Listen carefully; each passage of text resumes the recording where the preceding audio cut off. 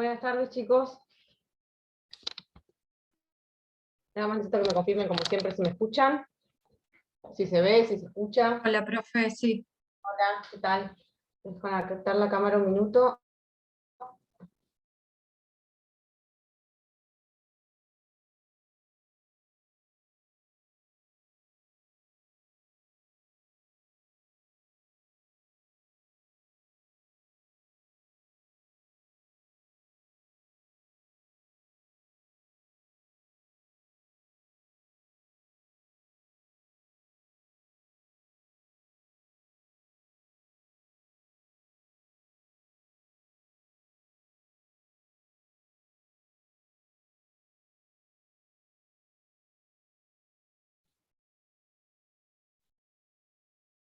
Bueno, ahora sí. Le digo lo mismo que les digo siempre, los que tengan cámara, actívenla, así estamos un poquito más conectados. Ahora igual les voy a compartir una pantalla, pero para poder ir viéndonos, así lo hacemos un poquito más entretenido. Bueno, ayer tuvieron la clase plenaria, ¿verdad? Tuvieron con la doctora Fernández Puente, sí, ¿no? ¿Qué vieron? ¿Qué tuvieron? Abuso del derecho. Abuso de derecho. Bueno, hoy vamos a seguir con las fuentes de las obligaciones. Vamos a ver gestión de negocios, vamos a ver enriquecimiento sin causa y algo de obligaciones ex lege. Básicamente, bueno, mañana van a completar con el doctor Marino la otra parte de fuente de las obligaciones, que todavía les queda por ver, voluntad unilateral y pago de lo indebido. Son todas fuentes nominadas de las obligaciones, salvo el último tema que vamos a tocar hoy, que es el de las obligaciones ex lege. ¿Qué es esto de fuentes nominadas? Son aquellas fuentes, en realidad son un conjunto, ¿no? Como de hechos jurígenos. A ver, la ley detectó dentro de un determinado grupo los hechos jurígenos con la fuerza suficiente como para hacer nacer obligaciones. Y con tal suerte de que han podido ser agrupadas por su repetición, digamos, por la cantidad de veces que se dan, por la capacidad que tienen también de generar obligaciones por sí solas estas fuentes, ¿verdad? Entonces, se las ha agrupado bajo la denominación de una fuente que llamamos nominada. Por eso son nominadas, y después vamos a ver con las obligaciones ex lege que hay otras obligaciones que aparentemente no tendrían fuente. En realidad no es que no tengan fuente, sino es que han sido determinadas por el legislador como también situaciones, causas que generan hechos jurígenos, es decir, generan hechos con capacidad suficiente para hacer nacer obligaciones, pero que no pueden ser agrupados por son esporádicos bajo un grupo que pueda ser nominado como una fuente genérica, es decir, por ejemplo, gestión de negocios, enriquecimiento sin causa, voluntad unilateral. No se repiten con la misma frecuencia, no hay la misma cantidad, entonces pareciera que estuvieran como más desperdigados en la ley, pero que el legislador les atribuye fuerza jurígena para hacer nacer obligaciones, y por lo tanto también son fuente de obligaciones, pero son no nominadas, porque no pertenecen a un grupo que tiene un nombre concreto, como estas que vamos a ver hoy, como la que vieron ayer: abuso del derecho, enriquecimiento sin causa, gestión de negocios, voluntad unilateral, pago de lo indebido. ¿Bien? Esa es la pequeña aclaración que les quería hacer con relación a fuentes nominadas e innominadas. No es que algunas son fuentes y otras no lo son, algunas tienen nombre y otras no lo tienen, todas tienen nombre, pero no, algunas no pueden ser agrupadas en un determinado cúmulo que le permita darle un nombre, ¿no? Que pertenezcan a un determinado grupo, son más aisladas. Vamos a arrancar viendo hoy enriquecimiento sin causa. Ustedes habrán visto durante toda la materia que para que nazca una obligación, uno de los principales elementos es la causa, ¿verdad? Y que no hay obligación sin causa. Es uno de los principales y los primeros principios que ustedes aprenden. Con el enriquecimiento o con el aumento y disminución del patrimonio pasa lo mismo. No puede haber, y en esta fuente se trata específicamente de eso, un enriquecimiento de un patrimonio a costa del empobrecimiento de otro patrimonio sin una causa que los vincule. Obviamente sin una causa jurídica, sin una causa legal. Podría pasar, sí, porque, a ver, de todo tráfico comercial, de toda operación, puede surgir el enriquecimiento de un patrimonio y el consiguiente empobrecimiento de otro patrimonio. Es cierto. Pero si tienen una causa jurídica que los vincula y no existe una notoria desproporción injustificada entre el enriquecimiento de un patrimonio y el empobrecimiento de otro, es legal. Es una operatoria comercial que ha generado este efecto en los patrimonios de las partes, pero que cada una dentro de del ejercicio de sus facultades y de su capacidad, y dentro del sinalagma contractual, ha decidido que ese negocio tuviera esos efectos. El problema es cuando no existe una causa jurídica legal que vincule ese enriquecimiento con el consiguiente empobrecimiento. Y eso derive en un abusivo aprovechamiento de la situación de una de las partes. Existe un enriquecimiento, producto de una operatoria, existe un empobrecimiento, pero no hay causa que los vincule. Y otro requisito que vamos a ver ahora, que es muy importante, es que ese enriquecimiento y ese empobrecimiento estén estrechamente vinculados, es decir, que el empobrecimiento sea por causa del enriquecimiento del otro. Porque puede también deberse o observar, ¿no?, posteriormente a una operatoria, que el patrimonio de una de las partes crece y el otro se empobrece casi en la misma proporción. Y aún así, podría no tener que ver un evento con el otro. El empobrecimiento podría no tener vínculo estrecho, podría no encontrar la causa en el enriquecimiento del otro. Y no sería enriquecimiento sin causa. ¿Bien? El enriquecimiento sin causa tiene requisitos muy específicos, que es lo que ustedes van a ver, que lo van a diferenciar claramente del pago indebido, que van a ver mañana, que se vincula con la estrecha relación entre el enriquecimiento y el empobrecimiento. Y esa estrecha relación tiene que existir en cuanto a causa y en cuanto a monto. No quiero decir que con esto tenga que ser exactamente el mismo monto, pero tiene que estar directamente relacionado el empobrecimiento de uno de los patrimonios ser proporcional al enriquecimiento del otro patrimonio. ¿Se entiende lo que quiero decir? Yo tengo que notar la diferencia, la disminución de un patrimonio en función del enriquecimiento del otro. Y eso más o menos tiene que guardar relación. Porque lo voy a empezar a medir a partir del momento en que yo empiezo a notar la asimetría en ambos patrimonios. Además, ese empobrecimiento tiene que tener como causa directa el enriquecimiento del otro, o sea, como estar vinculado con el enriquecimiento sin causa del otro, y además no existir entre este enriquecimiento y este empobrecimiento una causa jurídica que así lo justifique. Tiene requisitos muy específicos, y por eso es importante que lo tengan presente, porque se lo pueden llegar a confundir con otras fuentes, como por ejemplo, les decía yo recién, el pago de lo indebido. Porque también el pago de lo indebido, como van a ver mañana con el doctor, genera el derecho a la restitución de lo mal habido. En el enriquecimiento sin causa vamos a ver que contempla una acción, que es la actio in reverso, que implica darle la posibilidad al empobrecido de ejercer acciones judiciales para poder recuperar lo mal perdido, por decirlo de alguna manera. La proporción en la que el otro se enriqueció a su costa. Existe una acción para eso.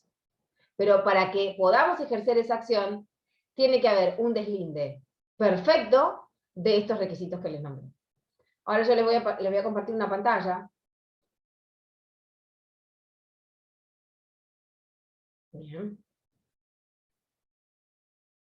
Vamos a empezar a ver como más formalmente los requisitos. Bueno, el enriquecimiento sin causa.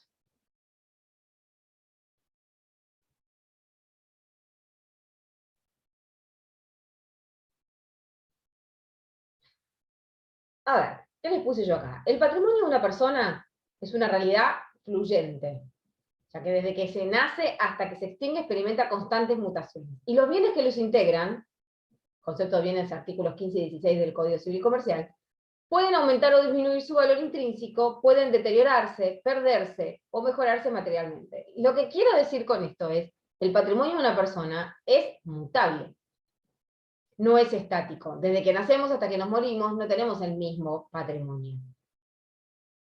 Aunque sea, tenemos menos, o tenemos más, o cambia su composición, aunque no sea ni más ni menos. Pero es una realidad mutable, no es algo fijo. Entonces, los bienes que integran ese patrimonio pueden variar, pueden cambiar. Y eso no nos llama la atención. Y lo que la ley está vedando, lo que la ley está condenando en este caso, no es un enriquecimiento o un empobrecimiento, aun cuando estén vinculados, sino que el enriquecimiento sea ilícito, no encuentre una causa legal para justificarse, y además tenga como correlato el empobrecimiento de otro patrimonio.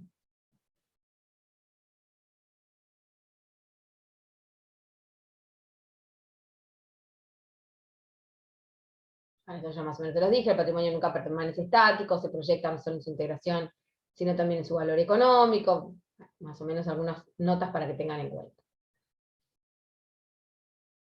Bien, todos estos cambios, si compro, si vendo, si dono, todos estos inevitables cambios siempre responden a una causa eficiente, o deben responder a una causa eficiente. Cuando dicha causa eficiente es reconocida por el ordenamiento, este la protege mediante instrumentos legales que se conceden al interesado. Es lo que hablábamos recién. Cuando nosotros tenemos una operatoria en la que se cumplen todos los requisitos de la constitución de las obligaciones, del sinalagma contractual, lo que va a hacer la ley es proteger esa operatoria de manera tal de darle garantías y darle derechos y obligaciones que surgen de esa operatoria tanto a una de las partes como a la otra. ¿Por qué? Porque tiene causa, reconoce una causa jurídica y legal. Bueno, acá obviamente que los instrumentos legales que se le van a conceder al interesado consisten en la tutela del derecho, pero cuando el ordenamiento repudia a esta causa, no solo se rechaza, sino que se dispone de medidas tendientes a restablecer el equilibrio que ha sido quebrado de manera indebida, como les decía yo recién. Lo que busca el derecho es volver a equilibrar la situación de las partes en la que una ha resultado empobrecida a causa del enriquecimiento ilícito de la otra. De esta manera surge el principio que postula que nadie puede enriquecerse de manera injusta, esto es, sin una causa eficiente avalada por el ordenamiento. Esto es importante. Nadie puede enriquecerse de manera injusta. ¿Qué es enriquecerse de manera injusta sin una causa eficiente avalada por el ordenamiento jurídico? En rigor de dicho enriquecimiento reconoce una causa, pero esta no es avalada por el derecho, obviamente. O sea, siempre va a existir una causa, pero lo que sucede acá es que no es una causa eficiente avalada por el ordenamiento jurídico. Y por eso técnicamente debería hablarse de enriquecimiento injusto, dicen algunos autores, aunque se acepta la expresión de enriquecimiento sin causa. Bueno, ¿cuál es el concepto? Como más académico. Bueno, es el desplazamiento patrimonial sin correlato o contraprestación, que produce un empobrecimiento en una persona y un enriquecimiento correlativo en otra, sin causa legítima que los vincule. Es más o menos lo que yo les expliqué al principio, pero más ordenadito, más prolijo.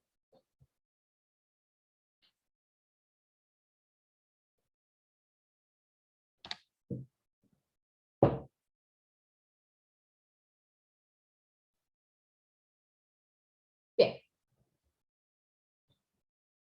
Estos son más o menos los presupuestos. ¿Qué pasa con el enriquecimiento sin causa? Se produce un empobrecimiento en el perjudicado, es un desplazamiento patrimonial sin correlato o contraprestación, no existe causa legítima que vincule válidamente enriquecimiento y empobrecimiento. La teoría que avala el enriquecimiento sin causa afirma que no es lícito a nadie enriquecerse en perjuicio de otro, sin una causa reconocida por el ordenamiento. El derecho, dijimos, no pena el enriquecimiento de una persona. El derecho no es una protección para malos negocios, es decir, con esto, ¿qué les quise poner yo acá?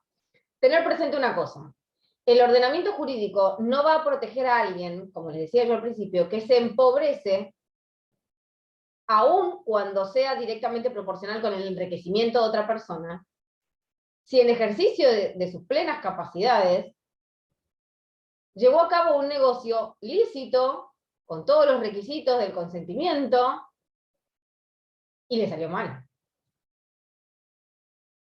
Lo que el ordenamiento va a condenar es el enriquecimiento sin causa, es la falta de vínculo causal entre el enriquecimiento de una persona y una causa eficiente avalada por el ordenamiento jurídico, y que además eso haya provocado un empobrecimiento en el patrimonio de otra persona, obviamente correlativo y directamente causado por el enriquecimiento de esa otra parte. Bien, no protegemos, no le damos la oportunidad con la actio in reverso a una de las partes de corregir un mal negocio, sino de protegerse y de recuperar lo mal habido cuando ha habido una ilicitud de por medio. Bueno, y esto es lo que más o menos yo les decía recién, existe un límite entre un mal negocio y un abuso de la debilidad ajena, obviamente. Bueno, para fijar ese límite, hace falta tener presentes dos cuestiones. Una es, no está penado en el enriquecimiento de una persona, si está penado en el enriquecimiento sin causa legítima que lo valide. Los contratos, les decía yo recién. Los contratos son el intercambio dinámico de bienes o prestaciones, ¿verdad? Eso implica. Y el patrimonio está sujeto a mutaciones que en principio son permitidas por la ley, salvo que carezcan de causa o la misma sea ilícita o inmoral. En el caso de ausencia o ilicitud de la causa, el derecho interrumpe el tránsito jurídico de los bienes o prestaciones, anulando la operación.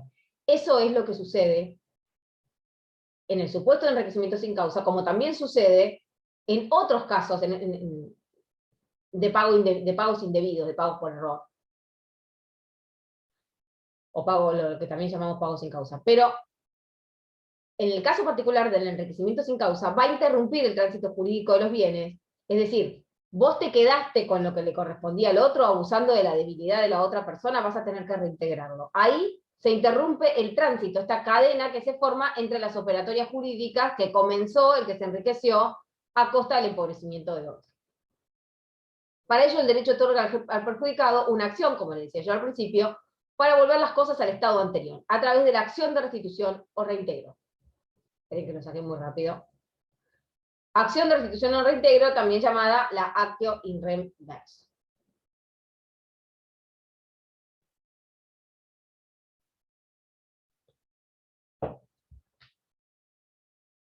Bien, vamos con esto que son algunas cuestiones. La naturaleza jurídica del enriquecimiento sin causa. La doctrina se pregunta si se trata de una regla del derecho, de un principio general del derecho o una fuente de las obligaciones. Y acá vamos a ver la discusión, ¿no? No es una regla de equidad, en eso estamos de acuerdo todos, sino una verdadera fuente autónoma de obligaciones, dice Trigo Represa. En el cuarto Congreso Nacional de Derecho Civil se fijó, más o menos se acordó, doctrinariamente, una postura en este punto: el enriquecimiento sin causa es, en nuestro derecho, fuente de obligaciones, y aparece como fundamento de la acción por restitución en numerosos supuestos expresamente legislados, empleo útil, pago indebido y demás.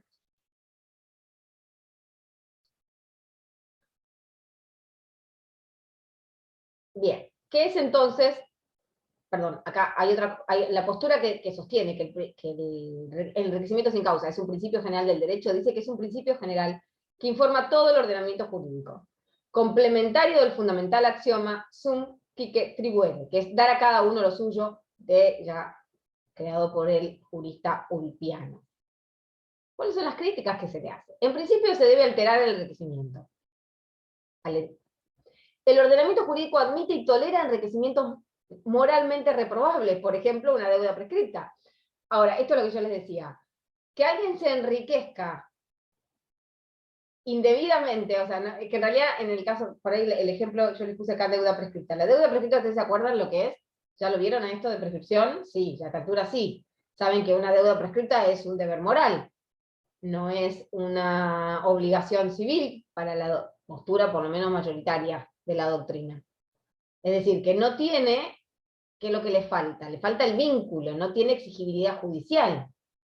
Al tratarse de una deuda prescripta, yo puedo exigir el pago de esa deuda, y el acreedor puede o no pagarme. Si el acreedor me paga, ¿se acuerdan que había como una particularidad que tenía esto de pagar una deuda prescripta, que era que no era repetible? Porque en definitiva, no es que no tenía causa. Nació como una obligación con todos los elementos de tal. Pero hoy le falta un requisito, que es el del vínculo, porque no es exigible. Pero no obstante, si el deudor lo paga como deber moral, no es repetible. No lo puedo repetir como un pago sin causa o un enriquecimiento sin causa. Entonces, el ordenamiento jurídico admite y tolera algunos enriquecimientos que para alguna parte de la doctrina o para alguna persona será moralmente reprobable, porque en definitiva me pagaron y acepté el pago de una deuda prescripta. Pero eso no significa enriquecimiento sin causa. No me estoy abusando de la debilidad de otro, porque el otro no se empobrece sin causa a costa de un enriquecimiento mío que a su vez también es sin causa. El supuesto principio se ha formulado por abstracción de soluciones concretas sin justificar su extensión. Entonces, la crítica que le hace la doctrina: no existe un principio general de equivalencia de las prestaciones, ni de exigencia de precio justo en la que fundamentarlo. La postura intermedia. Siempre hay una ecléctica, ¿vieron? El enriquecimiento sin causa puede ser a la vez una fuente de las obligaciones, dice esta postura, y un principio general del derecho. Porque ambas situaciones no son incompatibles y pueden coexistir sin alterar su estructura. En una visión superadora lo propone Compañucci de Caso. No obstante, cualquiera sea la opinión que se tenga, es innegable que el enriquecimiento sin causa constituye la fuente de la obligación de reintegro del empobrecido. En todos aquellos supuestos donde se den los presupuestos y requisitos que analizamos hasta ahora, enriquecimiento que esté en relación de causal adecuada con el empobrecimiento de otra persona, enriquecimiento que no esté vinculado con una causa lícita, y que implique, por el análisis de las circunstancias, el aprovechamiento el aprovechamiento, perdón, de la situación de la otra persona, eso va a operar como una fuente de la obligación para la actio in reverso, para que el empobrecido pueda solicitar el reintegro, independientemente de cuál sea la postura que nosotros adoptemos en cuanto a la naturaleza jurídica del enriquecimiento sin causa. Básicamente, la mayoría de la doctrina está más de acuerdo con la posición de que es una fuente de las obligaciones y no un principio general del derecho. Pero si tomáramos incluso la postura ecléctica, la postura intermedia, de que es un poco y un poco, aún así operaría como fuente de la obligación y podríamos utilizarla como fuente de la obligación del acto in reverso. Bueno, a ver, ¿cuáles son los caracteres del enriquecimiento sin causa? En primer lugar, es esencialmente subsidiario. Se trata de un instrumento excepcional. No perdamos de vista que el derecho no está condenando, no está protegiendo a una de las partes de un mal negocio, ni condenando a la otra por un aumento en su patrimonio, aun cuando devenga de causas moralmente reprobables, sino que tiene por finalidad restituir el equilibrio patrimonial alterado.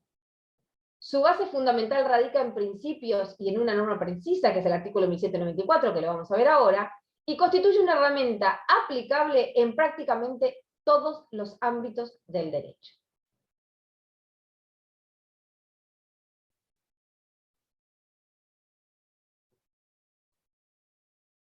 Bien.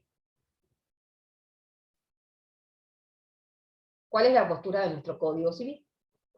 La idea del enriquecimiento sin causa es la principal consecuencia de la teoría de la causa en nuestro derecho. Esta es la postura adoptada por nuestro Código Civil argentino, y por eso la consagra en los artículos 1794 y 1795 del Código Civil.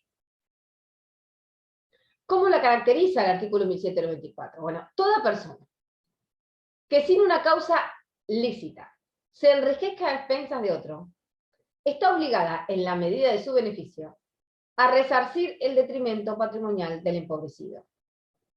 Si el enriquecimiento consiste en la incorporación a su patrimonio de un bien determinado, debe restituirlo si subsiste en su poder al tiempo de la demanda. Es decir, puede restituir dinero o puede restituir una cosa, puede restituir un bien específico, si ese fue el objeto del enriquecimiento.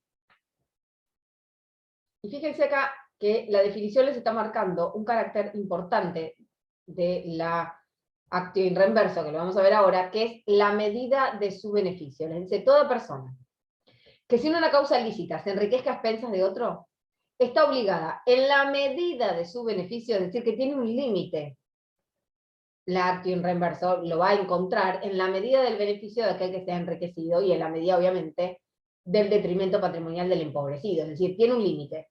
No recupera todo lo que ha perdido el empobrecido, sino que va a recuperar, la actio in reverso implica que va a recuperar en la medida en que el otro se benefició injustamente. En esa proporción, no todo. El artículo 1795, a contrario del censo, les habla de la improcedencia de la acción. Y les dice, la acción no es procedente si el ordenamiento jurídico concede al damnificado otra acción para obtener la reparación del empobrecimiento sufrido. Esto es una consecuencia directa del carácter excepcional y subsidiario que vimos al principio cuando vimos los caracteres en la otra pantalla. La acción no es procedente si el ordenamiento jurídico concede al damnificado otra acción para obtener la reparación del empobrecimiento sufrido. Es decir, si me cabe, por ejemplo, si en realidad como fuente de la operatoria puedo invocar la gestión de negocios o incluso el pago de lo indebido, que es una subespecie, dentro del enriquecimiento sin causa, la acción no va a proceder, porque es una acción subsidiaria y excepcional. Voy a tener que utilizar otras herramientas que me dé el ordenamiento jurídico para recuperar aquello en lo que me empobrecí. Ilegítimamente, ¿no? ¿Se entiende? Bueno, metodológicamente está tratado dentro de la responsabilidad civil, en el título 5, otras fuentes de las obligaciones, esto más o menos para que se ubiquen dentro del Código Civil, el capítulo 4, enriquecimiento sin causa, en dos secciones, disposiciones generales y pago indebido, artículo 1795, 1794, 1795, y 1796, 1799, como les decía recién, el pago de lo indebido es una subespecie de enriquecimiento sin causa. Siguió las líneas para fijar las pautas el Código Civil y Comercial del proyecto de 1998, del anteproyecto del 98.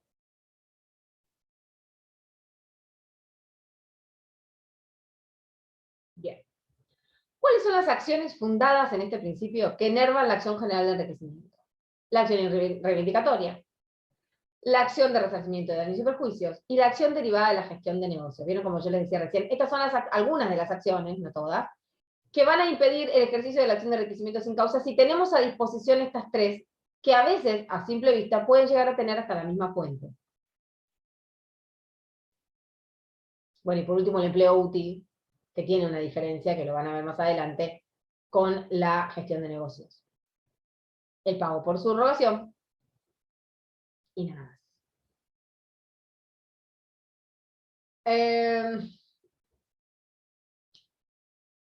¿Qué es esto? Casos en los que la ley remite específicamente a la acción general. Por ejemplo, hay casos de simulación y fraude. El subadquirente a título gratuito que contrató con el deudor responde en la medida de su enriquecimiento. Esto que aparentemente tendría la misma fuente, en realidad es otra acción distinta, en donde la acción nos va a derivar a la acción general de simulación, que es totalmente distinta a la acción reversa. Y pues, sin embargo, tiene como fundamento casi los mismos principios. Bueno, responsables de futuro. Yo acá les puse algunos ejemplos para que ustedes tengan presente cuáles son los casos en los cuales se puede confundir, porque el fundamento y la base es la misma, pero que la ley nos va a remitir a la acción general. Por ejemplo, uno de los casos de simulación y fraude, que es bastante nítido, responsables de futuro, ejecución de la prestación por un tercero.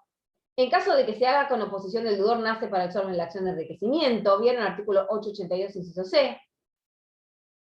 En estos casos la ley nos va a estar remitiendo específicamente a la acción general de enriquecimiento sin causa.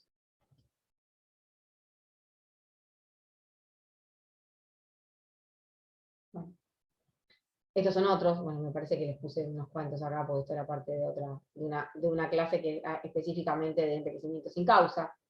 En la prevención de los daños, si quien adopta medidas realiza gastos y las situaciones por responsabilidad de un tercero, aquel tiene derecho a su reembolso conforme a las reglas del enriquecimiento sin causa. Este es otro ejemplo del deber de prevención del artículo 1710, inciso B, del Código Civil y Comercial. La asunción de riesgos de 1719, en los actos de abnegación, el beneficiado debe responder en la medida del enriquecimiento obtenido. Son todos casos a los que la ley nos va a remitir a la acción general de enriquecimiento sin causa. Casos no contemplados por la ley, aplicación residual, bueno, en todo supuesto. En todo supuesto en que converjan los requisitos de la acción por enriquecimiento, y en tanto no exista una previsión específica, aquella queda habilitada. ¿Esto qué quiere decir? Que todos estos ejemplos que yo les di son ejemplos de contemplados específicamente en la ley, pero que sin embargo es una acción genérica. Si procede, va a proceder en todo supuesto en los que se den los requisitos de la acción por enriquecimiento. Y en tanto, no, obviamente no exista, como les dije hace un rato, una acción, otra previsión específica, otra norma y otra acción más específica para el supuesto del que estemos hablando. ¿Por qué? Por lo mismo de siempre. Es excepcional y es subsidiaria la acción de enriquecimiento sin causa.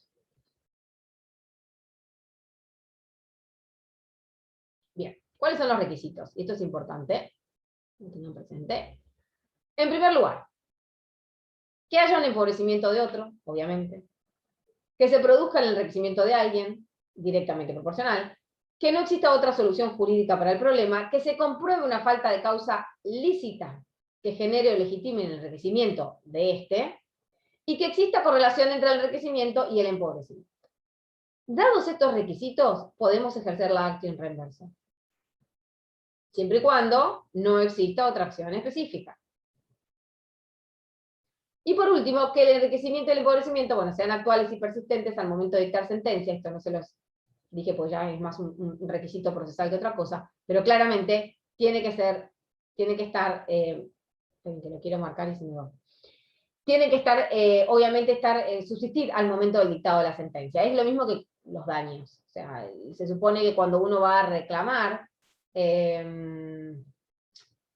un reintegro o una indemnización, al momento del dictado de la sentencia, ese efecto, ese perjuicio, en este caso en el patrimonio del empobrecido, tiene que ser actual, tiene que persistir al momento de dictarse la sentencia. Supongamos que durante el tiempo que transcurrió entre esta operatoria que generó el enriquecimiento sin causa de una de las partes y el empobrecimiento correlativo de la otra, supongamos que en el tiempo que transcurrió hasta el dictado de la sentencia, estas partes se equilibraron en sin alarma contractual o equilibraron las operatorias entre ellos, y este desequilibrio, este empobrecimiento en correlación con el enriquecimiento del otro, cesó, se corrigió. Ya no es un empobrecimiento actual que yo pueda reclamar a la otra parte. De hecho, la otra parte lo va a oponer como defensa. A ver, ya está, ya lo corregimos, ya acomodamos, digamos, por decirlo de alguna manera, el equilibrio de la operatoria, el equilibrio del contrato. Por lo tanto, debe persistir este empobrecimiento y el enriquecimiento correlativo al momento del dictado de la sentencia. De lo contrario, no tendría sentido de ser la condena a uno. ¿Por qué? Porque ahí ya nos pasamos para el otro lado. Ahí la condena para el empobrecido, cuando ya ha equilibrado la situación con el que se había enriquecido, va a pasar a configurar otro supuesto de enriquecimiento sin causa del supuesto empobrecido. Entonces vamos a dar vuelta la cuestión. Por lo tanto, no tendría ningún sentido. Bien. Requisito, bueno, ya está. Debe entenderse cualquier beneficio. ¿Qué es esto del enriquecimiento? Vamos a analizar de a poco los requisitos. Que se produzca el enriquecimiento de alguien. ¿Qué es que se produzca el enriquecimiento de alguien? Debe entenderse cualquier beneficio patrimonial originado por adquisición de bienes nuevos, la entrega de una suma de dinero, por aumento del valor de bienes persistentes, la construcción de una obra, por ejemplo, en un inmueble, por extinción de una deuda o en el ahorro de un gasto, el pago de una deuda a un tercero, la realización de una mejora, la prestación de un servicio. Consiste, en una definición de Fontour, en la diferencia entre el estado actual del patrimonio y el que presentaría de no mediar el injustificado desplazamiento de valores. Eso es el enriquecimiento. Una diferencia entre el estado actual del patrimonio y el que tendría si no hubiera existido ese desplazamiento de valores a su favor, que se puede dar por todas estas situaciones y todas estas operatorias que les describí en los 3 puntos anteriores: por adquisición de bienes nuevos, por aumento del valor de bienes, por extinción de una deuda o en el ahorro de un gasto. O sea que puedo incorporar bienes como liberarme de deudas. Y en los 2 casos puedo enriquecerme. Bien.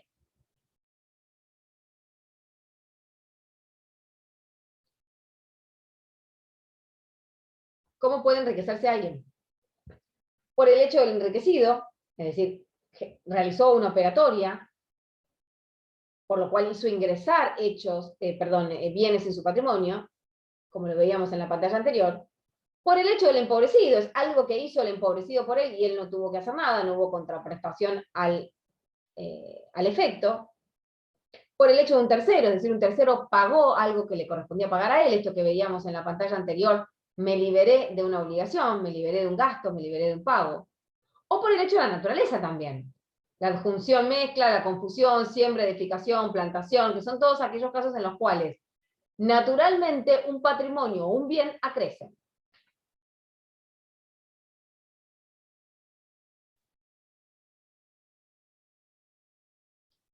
El otro requisito, que haya empobrecimiento del demandante, es decir, el demandante es el que va a demandar el acto inverso, la repetición, en realidad es el empobrecimiento de la otra parte. Es la razón de ser, en particular de la teoría del enriquecimiento sin causa. Esto significa, toda disminución de patrimonio, sea por pérdida efectiva de bienes, pago indebido, pago por otro, o por pérdida de trabajos o tiempo, lucro frustrado. Es decir, puede haber un empobrecimiento activo o negativo, digamos. Puede ser por algo que haya efectivamente perdido, una pérdida efectiva de bienes, se disminuyó efectivamente su patrimonio, o se perdió de incrementarlo, que es lo que llamamos el lucro frustrado del lucro cesante, por pérdida de trabajos o de tiempo. Esto yo se los aclaro para que vean que no siempre el enriquecimiento y el empobrecimiento devienen de una operatoria específica donde uno da más que el otro, donde se ingresan bienes al patrimonio del enriquecido y el empobrecido se queda sin bienes. A veces se puede deber a distintas operatorias y a distintas circunstancias dentro del tráfico comercial que generen que por acción o omisión alguna de las partes se vea enriquecida y empobrecida correlativamente. Bien, ¿qué haya relación de causalidad entre el enriquecimiento y el empobrecimiento? Yo les dije cuando recién empezamos la clase que era uno de los principales requisitos y distintivos de la actio in reverso, del enriquecimiento sin causa, esta fuente de las obligaciones. Significa que entre ambos fenómenos debe existir correspondencia, correlación, es decir, el enriquecimiento de uno tiene que ser sí o sí la causa del enriquecimiento del otro. De lo contrario, no es enriquecimiento sin causa, será un mal negocio, como les decía yo al principio. Que se compruebe una falta de causa lícita que genere o legitime el enriquecimiento, que era otro de los requisitos distintivos, les dije yo, de la fuente del enriquecimiento sin causa, porque en realidad lo que voy a necesitar es que ese enriquecimiento no encuentre una causa eficiente, valorada, legitimada por el derecho.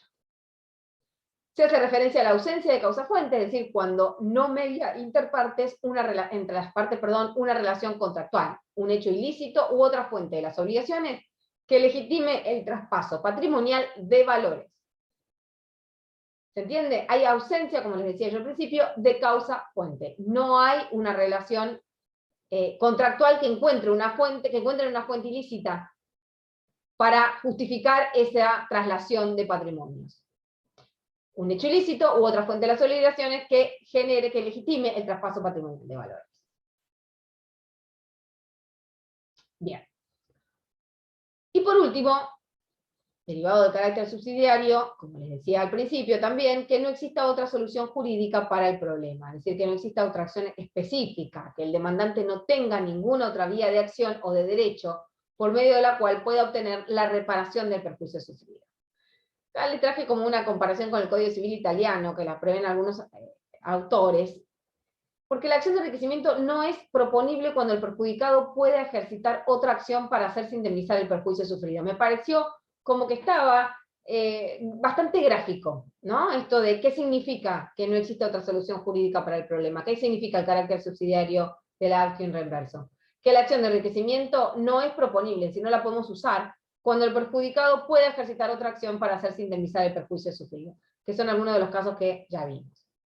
Y por último, bueno, como ya les nombré, la postura que adoptaron, ¿no? en materia de enriquecimiento sin causa, el cuarto Congreso de Derecho Civil no procede invocar el enriquecimiento sin causa cuando la ley otorga al empobrecido otros medios para ser indemnizado, o niega la acción de restitución, o atribuye otros efectos al enriquecimiento. Esto comenzó, es una doctrina que fue sentada en ese Congreso y se mantuvo durante los sucesivos. Bien, y aparte hay una postura del Código Civil y Comercial que apoyó esta postura.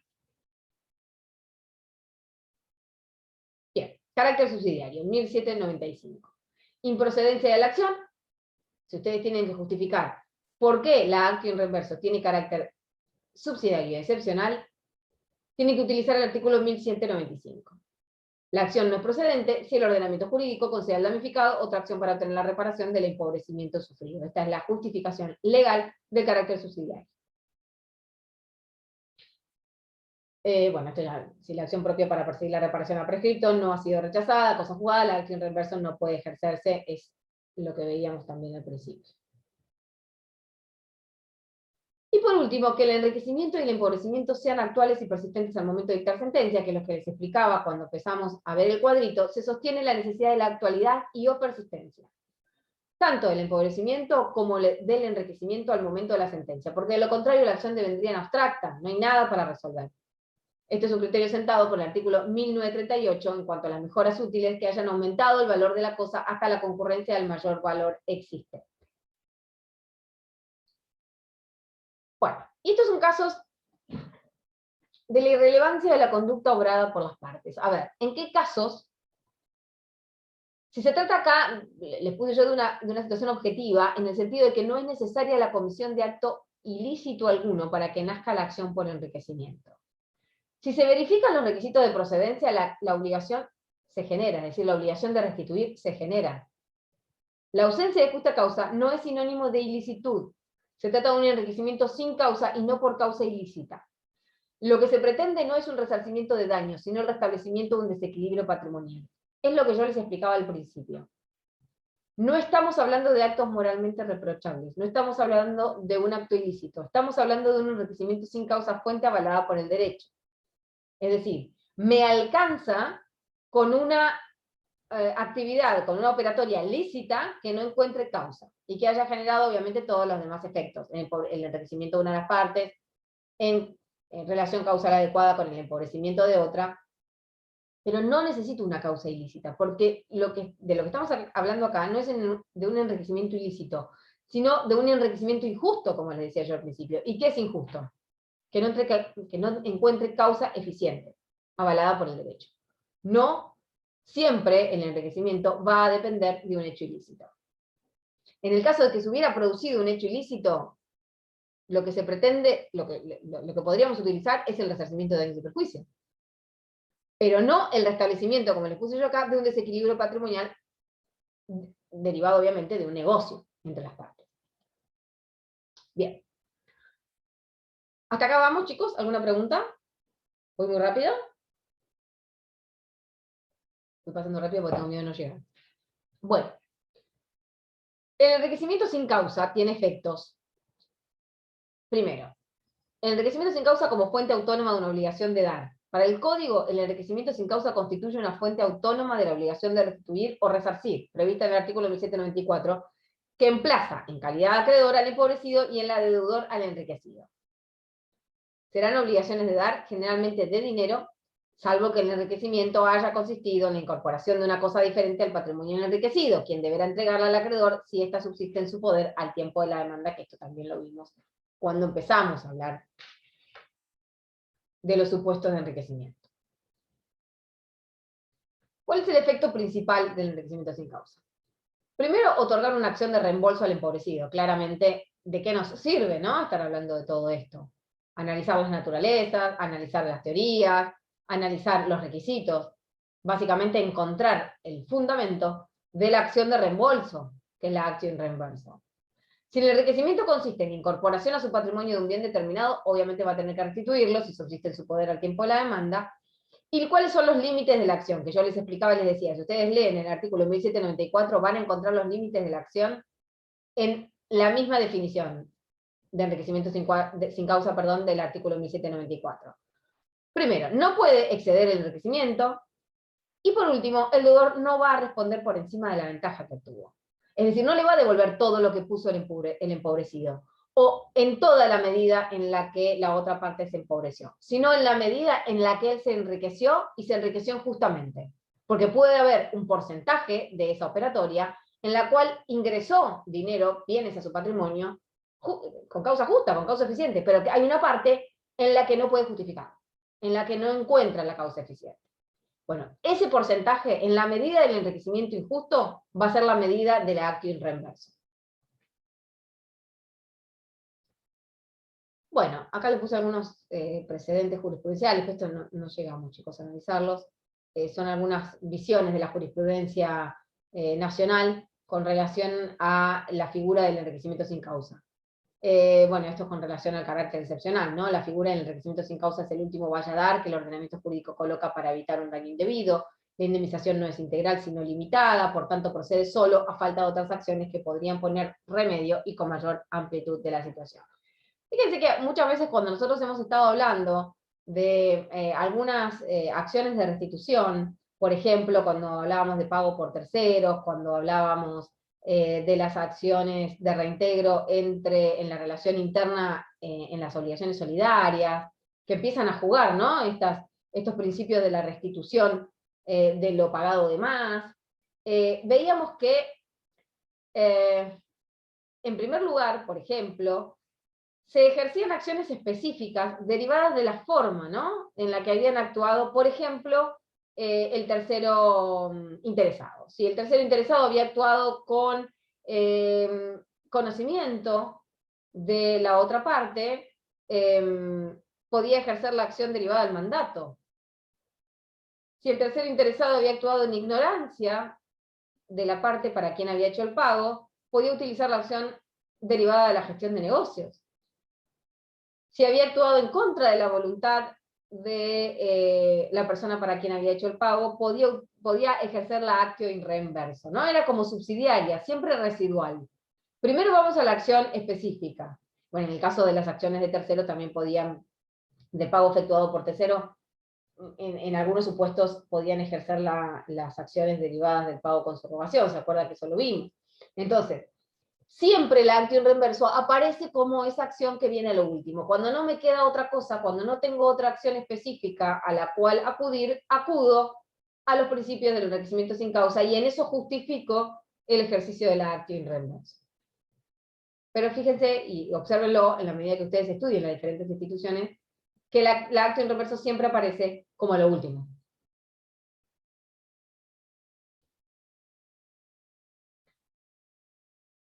Bueno, esto ya lo vimos, tiene carácter subsidiario, ¿no? Conforme a los requisitos, esto ya está, ya lo vimos. Bueno, me voy a salir un segundito, por si ustedes tienen alguna pregunta. ¿Tienen alguna pregunta de esto que vimos? En enriquecimiento sin causa, antes de pasar a gestión de negocios. Tengo una, profe. Entonces, el daño, la antijuricidad no cabería. ¿Cómo? En la antijuricidad, la acción de indemnización no cabe, sino simplemente el reembolso. Lo que pasa es No que hay- son fuentes distintas. La antijuricidad vos la empezás a analizar, como te decía yo, cuando tenés un hecho ilícito. Y ahí, en todo pues, caso, va a proceder, si fuese el caso, y si se dan el resto de los requisitos, procederá la indemnización de daños y perjuicios, ¿no? Una acción basada en eso, en un acto ilícito. En el enriquecimiento sin causa, como les decía yo recién, no necesariamente está vinculado con un hecho ilícito. El enriquecimiento sin causa es un enriquecimiento injusto, no ilícito. No hay un delito de por medio. No necesariamente. En realidad, o sea, puede derivar en un delito si lo convertimos, si lo llevamos al extremo, lo convertimos en otra cosa. Pero en realidad el enriquecimiento sin causa es injusto. ¿Por qué? Porque no encuentra la causa eficiente que le da base al incremento del patrimonio. Pero no realizó un hecho ilícito. O sí, a ver, si nosotros lo analizamos con que eso va a derivar en un aprovechamiento de la situación del otro, y esa situación no se corrige, obviamente que eso deriva en un acto y en una situación que es reprobada por el ordenamiento jurídico. Pero no necesariamente tiene como base un hecho ilícito. Porque el hecho ilícito también te puede dar lugar, te va a abrir la puerta a otras acciones, como vos decís, que es la indemnización de daños y perjuicios. Y ahí sí vas a analizar la antijuridicidad, el factor de atribución, etcétera, etcétera. Va a abrir las puertas de la responsabilidad civil. De hecho, el enriquecimiento sin causa está tratado. Vieron que yo les dije cómo está ubicado como responsabilidad civil, pero no tiene como base necesariamente un hecho ilícito. Es injusto. Es un enriquecimiento injusto. ¿Por qué? Porque no tiene causa eficiente, legítimamente avalada por el derecho, que la justifique. Que justifique el enriquecimiento y el empobrecimiento de la otra parte correlativa.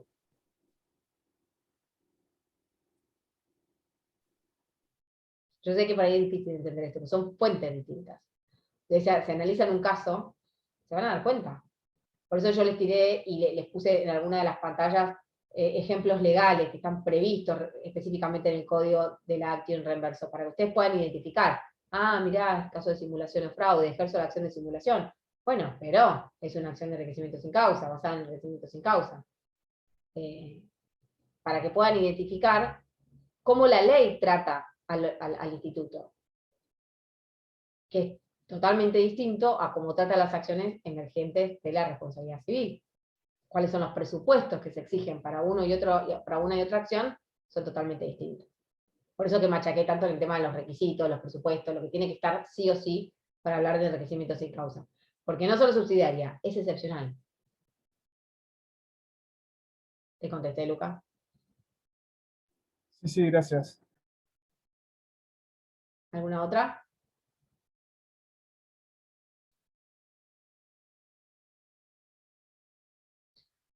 Bueno, si no tienen más preguntas de enriquecimiento sin causa, vamos a pasar a gestión de negocios. Es un poquito más cortita esta.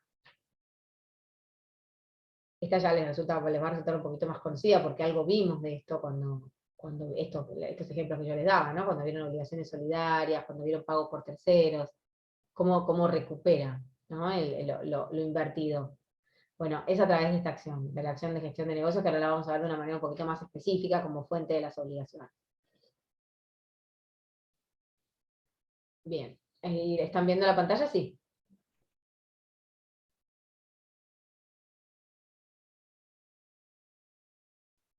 ¿La ven, chicos? Profe. Bien. Bueno, gestión de negocios. El arte está definida en el artículo 1781 del Código Civil Comercial. Hay gestión de negocios cuando una persona asume oficiosamente la gestión de un negocio ajeno por un motivo razonable, sin intención de hacer una liberalidad, y sin estar autorizada ni obligada convencional o legalmente. Porque, ¿qué pasaba si estaba autorizada u obligada convencional o legalmente? Podía haber mandato, ¿no? Y no va a ser, ya deja de ser gestión de negocios. Por ejemplo, techo de la casa vecina, que es el típico ejemplo de los libros de textos, que amenaza derrumbarse y el vecino contiguo decide arreglarlo. Artículo 474 y 2326. Obligaciones contractuales de hecho, son casos en los cuales generalmente proceden, ¿no? En los cuales se da esta figura de la gestión de negocios. Uy, esto es empleo útil. Bien. Bueno, esta es la diferencia con empleo útil, que yo más o menos se los puse para que vean la diferencia entre una cosa y otra. Quien, sin ser gestor de negocios ni mandatario, realiza un gasto en interés total o parcialmente ajeno, tiene derecho a que le sea reembolsado su valor, en cuanto haya resultado de utilidad, aunque después ésta llegue a cesar. El reembolso incluye los intereses desde la fecha en que el gasto se efectúa. Esto tiene algunas diferencias con la acción reversa. A ver, ¿qué es el empleo útil y cuál es la diferencia con la gestión de negocios? Gestor de negocios implica que también sin mandato alguien lleva a cabo un negocio ajeno, ¿no? Se ocupa de una situación ajena. Y va a recuperar todo aquello invertido en ese negocio ajeno. El empleo útil tiene la diferencia que quien, sin ser gestor también de negocios, ni mandatario, realiza un gasto en interés total o parcialmente ajeno, tiene derecho a que le sea reembolsado su valor en cuanto haya resultado de utilidad. Esto es el típico metido, chicos. A ver, ¿quién va a recuperar esto? Lo va a recuperar en la medida que haya resultado de utilidad, aunque después esta llegue a cesar, o sea, aunque después ya no le sea útil. El reembolso incluye los intereses desde la fecha en que el gasto se efectúa, y esta es otra diferencia con la gestión de negocios. Está previsto en el artículo 1791 en el empleo útil. Bien, o sea, va a recuperar lo invertido en tanto y en cuanto haya resultado de utilidad. diferencia entre el empleo útil que les puse yo acá y la gestión de negocios, que esta es una diferencia importante para estudiarlo para el examen. La intención de realizar un negocio ajeno es una de las principales diferencias, que no resulta necesario en el empleo útil. Aparece asociado exclusivamente a gastos realizados en dinero, el artículo 1791, el empleo útil solamente es una figura utilizable cuando se trata de gastos realizados en dinero. Ejemplo regulado en la ley, gastos funerarios hechos por una persona no obligada, por razones de humanidad, y para que el fallecido reciba un entierro decoroso, artículo 1792 del Código Civil, es un ejemplo de empleo útil. Otros ejemplos, por ejemplo, dueño de una finca adquiere costosa tecnología para riego, que logra, esperen que acá me quedó medio pegado, que logra agua suficiente para sus plantaciones, y la de su vecino puede reclamar un reembolso proporcional de los gastos realizados de parte del vecino beneficiado, aunque la intención del acreedor haya sido hacer una inversión productiva para su propio campo. ¿Se entiende? Acá no hubo la intención de realizar un negocio ajeno, no lo reconoció como algo ajeno, sino que accidentalmente o incidentalmente o por efecto colateral generó un beneficio en otro que quiero que me sea reembolsado, porque hice un gasto que se me excedió un poquito y que además resultó en utilidad para otro, pero lo hice sin intención de hacer un negocio ajeno. Lo mismo con el ejemplo que yo les puse, les hablaba del 1792, los gastos funerarios hechos por una persona no obligada. ¿Por qué? Por razones de humanidad. No tengo la intención de realizar un negocio ajeno, no estoy gestionando algo de una propiedad ajena. Realizo una actividad que, incidental, accidental o colateralmente, genera un beneficio para otro. Y pido el reembolso de eso, en la medida que al otro le haya resultado de utilidad. Profe, perdón, ¿puedo hacer una pregunta? Ahora, por ejemplo, la construcción se me ocurre, de una pileta en un condominio. Digo, al resto de una persona que, bueno, quiere la pileta para sus hijos. Al resto de los cohabitantes, digamos, del condominio les sería útil. En ese caso, se puede pedir el reembolso al resto. Lo que pasa es que hay que ver cómo lo construyó, si lo construyó con autorización, si él podía tomarse una liberalidad así.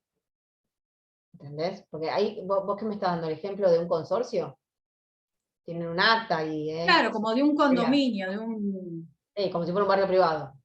Claro, exacto. Sí, bueno, pero ahí tienen actas de convivencia, para empezar. Tienen un reglamento de copropiedad, donde se supone que se tiene que ajustar a lo que está establecido. No va a construir una pileta y después pretende cobrarla. Salvo que haya avisado que esto lo iba a hacer, que no haya existido oposición del resto de los vecinos y realmente genere una utilidad y realmente el resto lo vaya a usar.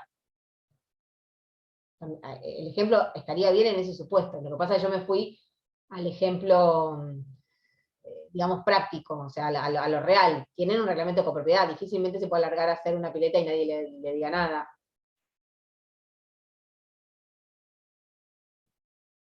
¿Se entiende? Sí, sí. Pero es un caso muy parecido. Lo que pasa es que en ese caso es una mejora encima suntuaria, pero es un caso parecido al otro ejemplo que dimos recién de la construcción y del sistema de riego, que lo puse yo acá. El dueño de una finca que quiere una tecnología para sus plantaciones y además eso deriva en el beneficio de otros. Pero sí, en el caso de que nadie se oponga... ¿Qué pasa, profe? Ahí ¿Cómo? ¿Qué pasa si el vecino se niega ahí? No, es que lo va a reclamar judicialmente, es una acción. El empleo útil es una acción, igual que la gestión de negocios. Es una acción que otorga la ley para el caso de reembolso en la medida que le hubiera sido útil. Está bien, no, porque me resulta raro, ¿no? Lo más probable es que se niegue el vecino. Yo no te lo pedí. Claro, sí, totalmente, por eso me resulta extraño. No es extraño, porque la realidad es que, a ver, si el vecino resulta beneficiado y realmente está comprobado que lo utiliza, por eso yo le ponía el otro ejemplo cuando su otra compañera planteó el tema de la pileta. Si nadie se opuso y se está utilizando y realmente devino en utilidad, no vería el problema, sí. ¿Cómo no? Ah, pero entonces se puede oponer antes. Lo que pasa es que depende cómo, por ahí no estamos analizando un caso concreto de empleo útil, pero depende No, en este cómo, caso de las nubes, esta tecnología de las nubes debe ser más que costosa. sí. No, lo que pasa es que no se puede oponer porque lo está haciendo para él, para sí mismo. Lo que puede hacer es no utilizarlo, Bien, ¿entendés? bien, bien, si no utilizarlo está bien entonces. Podrían Claro, pararse, bueno, yo no lo utilizo, pero no voy a pagar algo que vos hacés para tu campo, por ejemplo. claro, no puedo no utilizarlo, puedo demostrar que no redunda en mi beneficio, puedo tener miles de defensas. Bien, Hay casos en los que no voy a poder, va a ser bastante complejo demostrar que no lo utilizo, que no me redunda en mi beneficio. Pero bueno, en el caso particular de este tipo de mejora, o no utilizarla y demostrar que de verdad no redunda en mi beneficio porque no lo utilizo. bien. Ahora, si lo voy a utilizar, no me opuse, no me opongo, y está todo fantástico, bueno, sí, lo más probable es que te reclamen una parte. Y lo más probable es que se niegue, pero bueno, para eso están las sanciones judiciales.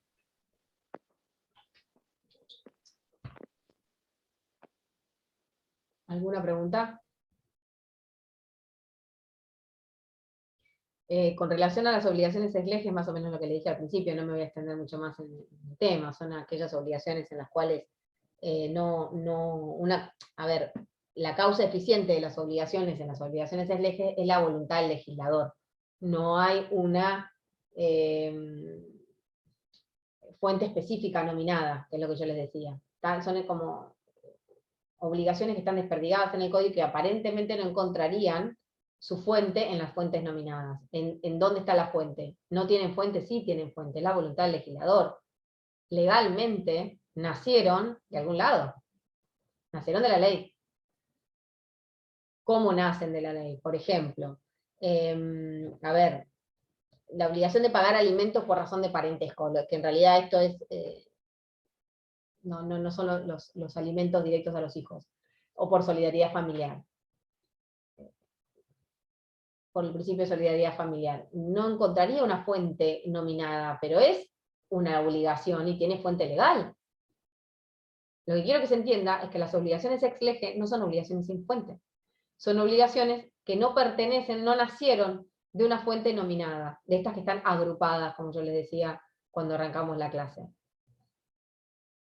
Porque tienen el suficiente peso y la suficiente asiduidad en el derecho como para poder haber sido agrupadas bajo un nombre que las conglomera todas. Hay otras que no, que son obligaciones derivadas de la ley, más desperdigadas, que no encuentran su pertenencia a un grupo concreto. Entonces son estas obligaciones ex lege, no porque están fuera de la ley, no porque no tengan fuente, sino porque su fuente es directamente la ley y no pertenecen a ningún grupo de fuentes nominadas. Nada más que eso. Hay ejemplos, lo van a encontrar en el libro de texto, simplemente tener presente esa situación. Bueno, ¿alguna pregunta?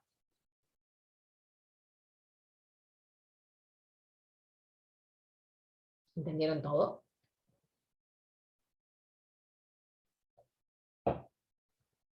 Bueno, las dudas obviamente supongo que van a surgir cuando estén estudiando.